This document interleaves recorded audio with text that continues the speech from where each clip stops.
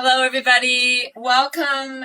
Good morning, good afternoon, and good evening, wherever you are in the world today. If you have a band, grab one because I really like the bands, as you guys know, for increased proprioception.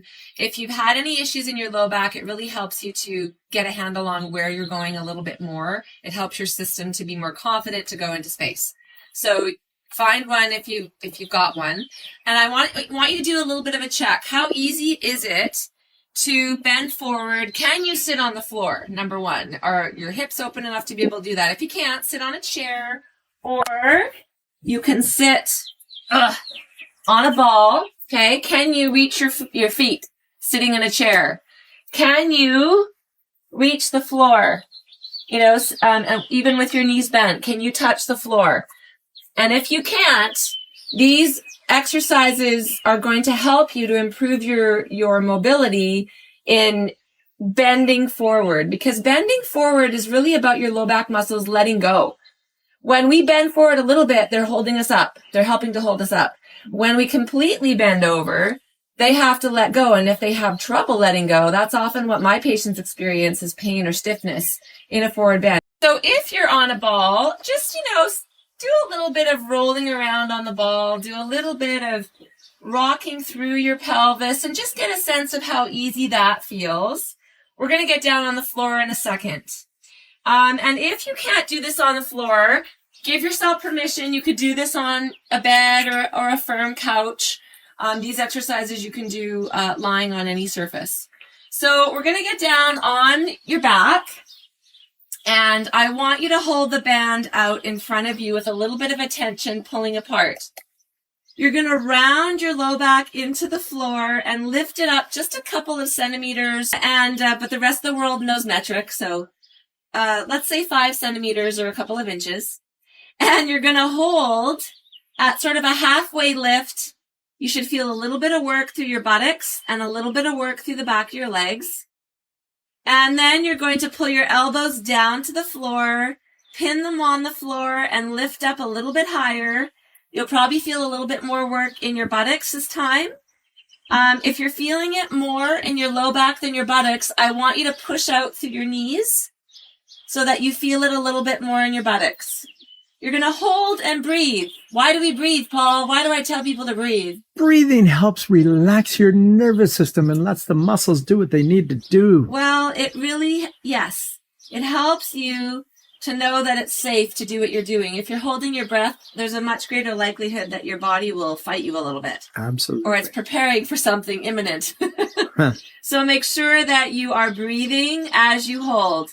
I want you to tap your toes a few times, so that ultimately, when we're doing this rear row up and down with your hands and holding your hips in the air, we're doing a sneaky hold through your low back and your hips. You should start to feel a little bit of fatigue, maybe a little warmth through the back body, and then slowly lower down. Now, if you're watching this on replay, pause and do another round. I encourage everybody to do at least 2 to 3 rounds of each exercise that I'm going to show you today. So that's the bridge. Number 2, we're going to get on to hands and knees. And many of you will have done this before. It's going to be a modified bird dog. You're going to straighten out one leg, and you're going to lift the opposite arm and pull the arm away and then place it back down. And then we're going to switch. So leg goes out, reach out, place back down, place the knee back down. Just rotate through that a couple of times. If you want to add a little bit of challenge, you can use your band. And as you lift or put the opposite leg behind you, you can put a little tension as you reach the arm forward. So if you want to challenge, that's a nice way to gently challenge this movement. And then if you want more of a challenge, we're going to go to the full bird dog. So think about pulling your arm away and out of the shoulder. Think about pressing your foot back behind you so that you're making yourself taller. And these you want to hold for a couple of breaths each before you go to a rhythmic. So the arm goes out, you lift the leg and make yourself longer. So Helen Scott just posted that she can't do that on her knees. What about putting a pillow under that knee? Yeah, that might make it a little more comfortable. Could do that. And if that's not comfortable, what I recommend is that you get a chair and you can put your hands on the chair and do the same thing. Always modify. Right? Always so modify. So that's going to be a similar activity. You want to keep your waist bent forward, and then you can also lift the leg. Now this is actually a little bit harder when you lift the leg. But when the leg is down and you reach forward, that's an easier version. So that's a nice thing to do, or pad your knees.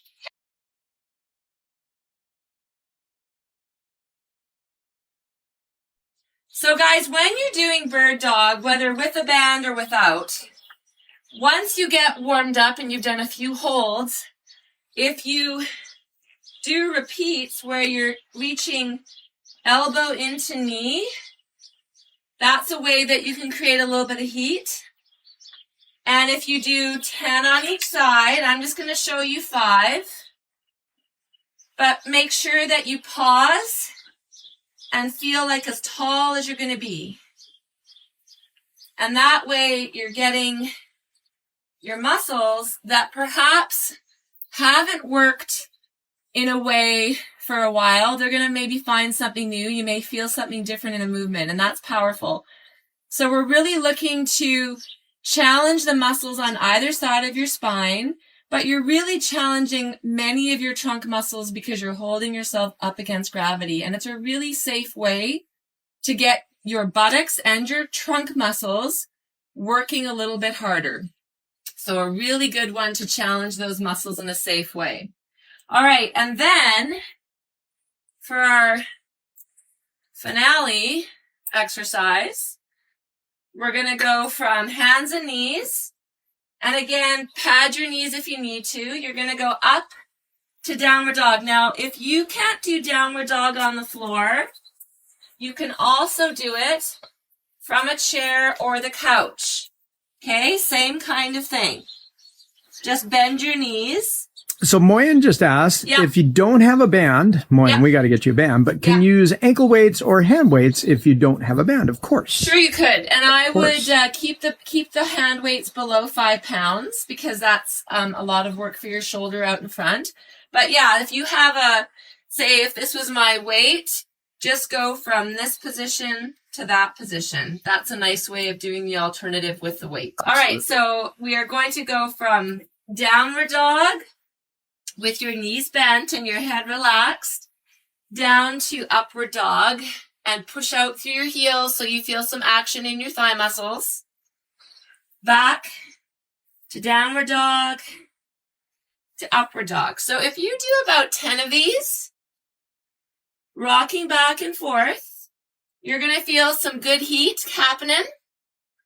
And you can go as slow as you want, or as quick as you want, but feel like you can breathe through it. If you start holding your breath, make it easier. But I recommend to my patients that they do anywhere from 5 to 10 back and forth. Hold the last one to enjoy both positions. And make the positions smaller or less big if you feel any sort of discomfort or if you're struggling to breathe in the position you're in. Remember that these are they can be a challenge, and they're meant to help you feel something new if your low back has been stiff. So it should feel like work that is doable, that is a challenge versus overwhelming you or increasing your symptoms. Just to clarify, instead of doing this, you can use the chair and you can put your hands on the chair and then bend yourself back. You can lift an arm. You can lift a leg. That's a little, now I've got a rocking chair. Your chair should be a little more stable.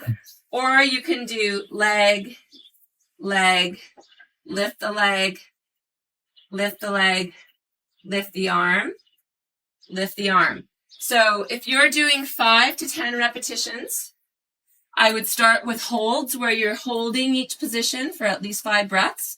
That's a nice way to challenge the muscles on either side of your back. But if you can get on the floor, that's probably the most ideal position to do it in because you're nice and stable and you've got lots of base of support and the other 2 limbs that are on the ground.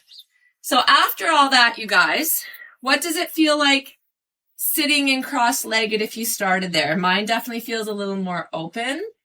I feel like my low back is definitely more open. What I encourage people to do after that little series is to do a child's pose. How does that feel? Can you get your head to the floor? Do you feel a nice opening in your low back? If it feels hard to be there, if you can't get your hips to your feet, use a pillow to pad and really breathe into this position. So both arms overhead and breathing 5 breaths with your hands in the middle, 5 to one side, 5 to the other. And you should feel a nice opening through your whole low back into the wing muscles, the latissimus dorsi. But that's a really nice way to finish that little routine off. So what I highly recommend people do is to do that routine before you do an activity outside, if you're able to do that safely where you are. So if you're able to go hiking or paddling, like we go paddling on our lake, which is close by, if you're able to go golfing safely, do this beforehand as a warm-up and then do it again afterwards to help to cool down, clear the tension, particularly if you find that your low back or your hips are a little bit stiff after doing your fun activities. This is a nice way to help your low back and trunk muscles to integrate the work that you did. And it's just a nice restorative way of making the muscles work where they're most powerful. And they always let go better after you do a little bit of work that feels like you can breathe through it. When you move your body, even if it's for 15 minutes, your body is producing something called endorphins. And endorphins are your body's own pain reliever. They're about 100 more times more powerful than morphine or opiates. So your body makes these when you exercise or when you laugh or when you're doing something that you really love to do, like listen to music. So please do those things that make you feel that little internal relaxation, that little boost of energy. Really important right now for all of us to really take care of ourselves. Our mental health is crucial at this point. As well as moving our bodies physically, we want to train our patterns and thoughts and habits to help our mental health. I love you all so much. Please stay safe and stay well.